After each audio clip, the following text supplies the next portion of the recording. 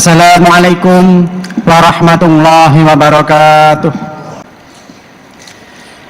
Alhamdulillah,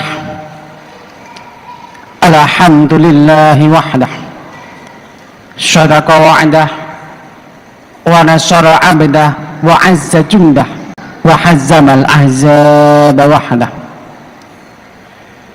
Asyhadu an la ilaha illallah wahdahu la syarika lah, iyyahu na'budu wa iyyahu nasta'in, wa asyhadu anna muhammadan abduhu wa rasuluh as-sadiqul wa'dil amin.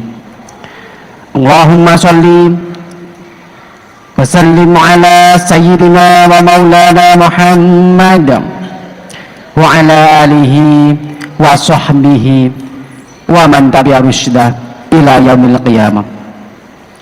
Fa ya ibadallah,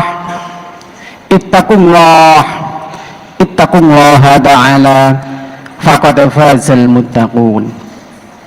Faqala Allah ta'ala fi kitabil karim, ya ayyuhalladzina amanu ittaqullaha haqqa tuqatih wa la tamutunna illa wa antum muslimun.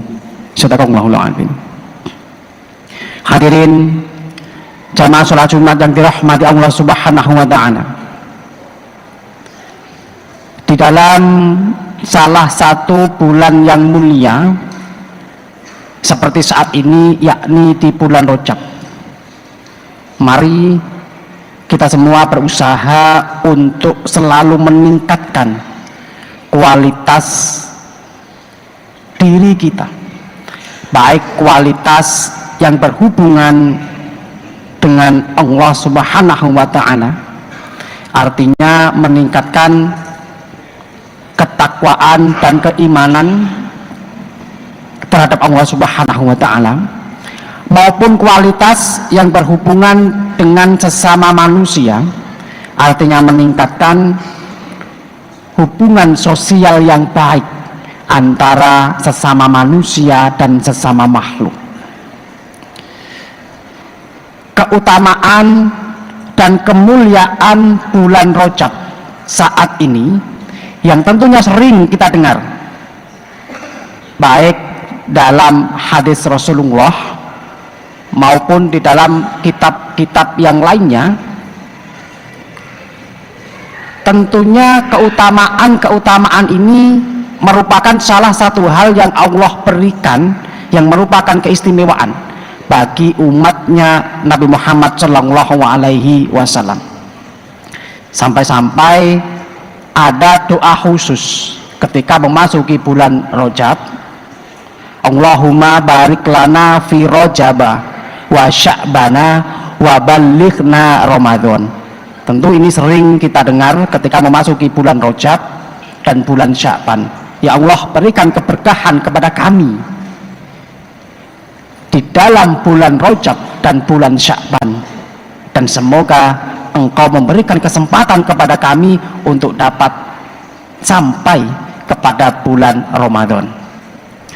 Keutamaan yang Allah berikan di dalam bulan Rajab ini tidak ada artinya ketika tidak disertai dengan pembenahan diri, baik pembenahan yang berhubungan dengan hablum minallah, manusia dengan Allah, ataupun pembenahan secara sosial, hablum minan nas.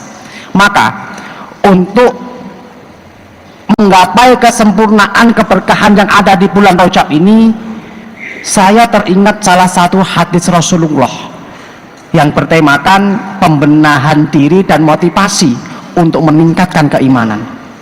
Salah satu hadisnya, beliau pernah bersabda, ya ayuhan nas, tubu ilallahi qabla an tamutu. Wahai sekalian manusia, termasuk kita semua insya Allah umatnya Rasulullah, bertaubatlah kalian semua kepada Allah sebelum datang kematian. Sabda Rasulullah, kita semua diperintahkan untuk segera bertaubat sebelum datangnya kematian. Kenapa Rasulullah memerintahkan untuk segera bertaubat? Karena yang namanya kematian ini tidak akan menunggu seseorang untuk bertaubat, tapi manusialah yang harus menanti menyambut ajal datang dengan mempersiapkan diri untuk selalu bertaubat. Saya teringat salah satu dialog antara seorang tokoh sufi dan muridnya, namanya Ibnu Hazm. Ini saya kutip di dalam kitab Dzurratun Nasihin. Suatu ketika Ibnu Hazm ini pernah diberikan pertanyaan oleh santri atau muridnya, "Wahai Syekh, saya itu heran," kata santrinya, "kenapa umumnya manusia takut dengan datangnya kematian, padahal kematian itu pasti akan datang." Artinya herannya itu, sesuatu yang akan datang kenapa ditakuti, yang pasti akan datang kenapa ditakuti? Maka Ibnu Hazm dengan bijak menjawab, manusia itu takut terhadap datangnya kematian karena mereka belum mempersiapkan bekal yang cukup untuk menyambut kematian. Oleh karena itu, perintah Rasulullah untuk bertaubat sebelum datangnya ajal ini dalam rangka untuk mempersiapkan semua bekal yang kita perlukan untuk perjalanan jauh yang namanya kematian. Di dalam Al-Quran, ayat yang sering dibaca khatib ketika berkhutbah, ya ayyuhalladzina amanu taqullaha haqqa tuqatih wa la tamutunna illa wa antum muslimun. Kalimat di akhir ayat yang perlu kita garis bawahi, dan janganlah engkau sekali-kali mati kecuali engkau dalam keadaan beriman atau Islam.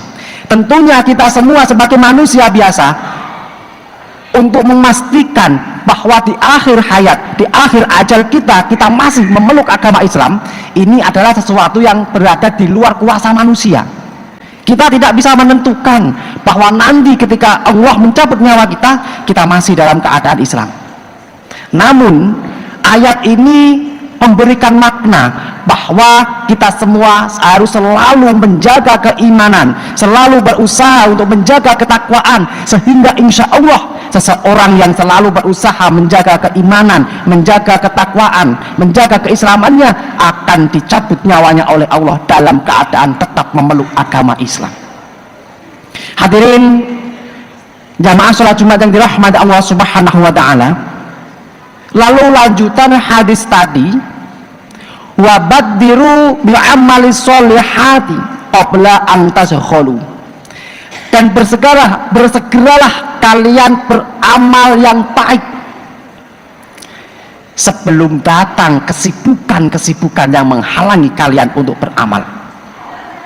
Rasul Shallallahu Alaihi Wasallam memberikan perintah, ketika kita mempunyai waktu luang untuk melakukan kebaikan, untuk melakukan amal, maka jangan ditunda.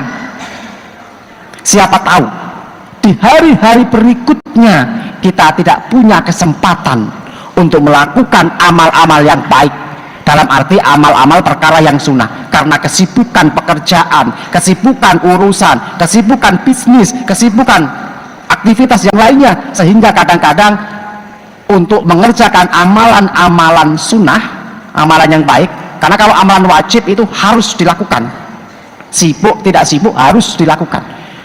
Ketika kesibukan telah melanda seperti itu, maka amalan-amalan sunnah, amalan-amalan baik ini rentan untuk ditinggalkan.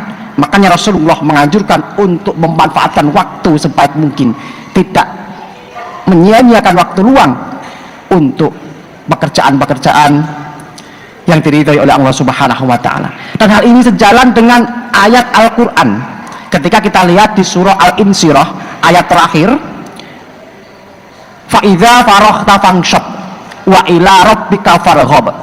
Ketika engkau selesai salah satu urusanmu, firman Allah di dalam Al-Quran, maka bersegeralah untuk melakukan urusan-urusan yang lain atau menyelesaikan urusan yang lain, dan kepada Tuhanmu lah engkau semua berharap. Jadi tidak menunda-nunda sesuatu untuk melaksanakan amal yang baik, ini merupakan perintah Allah langsung di dalam Al-Quran, tepatnya ada di dalam surah Al-Insyirah serta hadis Rasulullah Shallallahu Alaihi Wasallam. Hadirin jamaah sholat Jumat yang dirahmati oleh Allah, lalu hadis itu pun masih dilanjutkan, waslihu baina rabbikum wa bainakum bikathrati dzikruhu wa shadaqah, dan perbaikilah, sabda Rasulullah, hubungan kalian dengan Tuhan kalian dan dengan sesama manusia. Bagaimana cara memperbaiki hubungan kita kepada Tuhan? Dilanjutkan hadisnya, bikathrati dzikruhu, dengan banyak-banyak menyebut nama Tuhanmu, dalam arti Allah Subhanahu wa taala. Karena ketika seseorang banyak menyebut nama sesuatu, maka tandanya seseorang itu punya perasaan suka yang lebih terhadap sesuatu itu. Ini sejalan dengan adanya pepatah Arab yang mengatakan, barang siapa yang suka atau cinta terhadap sesuatu, maka dia akan banyak menyebut nama sesuatu itu. Ketika seorang muslim banyak berzikir, banyak menyebut nama Allah Subhanahu wa taala, maka secara tidak langsung kecintaannya kepada Allah pasti akan meningkat, dan akhirnya akibatnya takwanya kepada Allah akan semakin meningkat pula. Dengan meningkatnya ketakwaan kepada Allah melalui banyak berzikir, maka hatinya, lisannya, anggota badannya semuanya akan tergerak untuk melaksanakan hal-hal yang membuat Allah Subhanahu wa taala cinta kepadanya. Karena tentunya ketika seseorang cinta kepada orang lain, atau cinta kepada sesuatu, atau cinta kepada Tuhannya, orang itu pasti tidak akan berbuat sesuatu yang membuat sesuatu yang dicintainya itu benci. Jadi ketika kita cinta kepada Allah, maka kita pasti akan sekuat tenaga untuk menghindari hal-hal yang membuat Allah benci kepada kita. Makanya oleh karena itu, ini salah satu cara untuk memperbaiki hubungan kita kepada Allah Subhanahu wa taala. Banyak berzikir, sehingga dengan banyak berzikir itu keimanan, ketakwaan semakin meningkat, dan akhirnya tergerak anggota badan dan hati kita untuk melaksanakan hal-hal yang diperintahkan dan dicintai oleh Allah, dan secara otomatis kita akan meninggalkan hal-hal yang dilarang oleh Allah Subhanahu wa taala. Lalu bagaimana caranya memperbaiki hubungan sesama manusia? Di dalam hadisnya dilanjutkan, waslihu baina rabbikum wa bainakum bikathrati dzikruhu wa shadaqah. Salah satu cara untuk memperbaiki hubungan sesama manusia yakni dengan bersedekah. Bersedekah dalam bentuk apa? Apakah dalam bentuk materi? Apakah dalam bentuk uang saja? Tidak terbatas dalam bentuk materi dan dalam bentuk uang. Bersedekah yang Rasulullah SAW maksudkan di sini yaitu dapat bersedekah dengan bantuan, bersedekah dengan ide, bersedekah dengan apapun yang membuat orang lain senang, dalam arti tidak menerjang perintah-perintah Allah. Bahkan senyum juga termasuk sedekah. Maka ketika kita semua dapat melakukan hal itu, bertaubat kepada Allah Subhanahu wa taala sebelum kematian datang menjemput, lalu bersegera untuk melaksanakan amal-amal kebaikan sebelum kita disibukkan oleh urusan-urusan kita, memperbaiki hubungan antara kita dengan Allah dan antara sesama manusia, apa yang akan kita dapatkan akhirnya? Di dalam hadisnya dilanjutkan, turzaku wa tungsaru wa tujbaru. Maka ketika kalian wahai manusia, sabda Rasulullah, dapat melaksanakan hal-hal itu, maka kalian semua akan diberikan rezeki oleh Allah. Turzaku wa tungsaru, dan akan diberikan pertolongan oleh Allah, ditolong oleh Allah dari berbagai macam masalah yang mungkin sedang kita hadapi saat ini, namun belum ada titik terangnya. Karena tentunya semua masalah, semua kesulitan adalah dari Allah, dan yakin bahwa Allah Subhanahu wa taala yang akan memberikan pertolongan. Ketika kita memperbaiki hubungan kita kepada Allah, hubungan kita kepada sesama manusia, janji Allah di dalam hadis ini, salah satunya kita akan diberikan rezeki dan diberikan pertolongan waktu baru, dan kita akan diberikan kecukupan oleh Allah Subhanahu wa taala. Dalam arti kecukupan ini, kita diberikan jaminan oleh Allah dari berbagai macam masalah, dari berbagai macam kekurangan. Allah akan menjamin kecukupan kepada kita semua. Hadirin jamaah salat Jumat yang dirahmati Allah Subhanahu wa taala, yang terakhir, marilah kita semua selalu berharap kepada Allah Subhanahu wa taala, semoga di dalam kehidupan yang kita arungi ini kita selalu bisa istiqomah, konsisten untuk melangkahkan kaki kita menuju jalan yang diridhoi oleh Allah, jalan Shiratal Mustaqim, jalan yang penuh dengan kenikmatan yang akhirnya kita semua dapat mengambil berkah yang maksimal di dalam bulan Rajab yang mulia ini, dan yang paling terpenting kita mendapatkan ridho dan balasan surganya Allah Subhanahu wa taala dan dijadikan hamba yang terbaik di sisi Allah Subhanahu wa taala. Barakallahu li wa lakum minal ayati wal fikril hakim wa taqabbal minni wa minkum tilawatahu innahu huwas samiul alim wastaghfiru innahu huwal ghafurur rahim.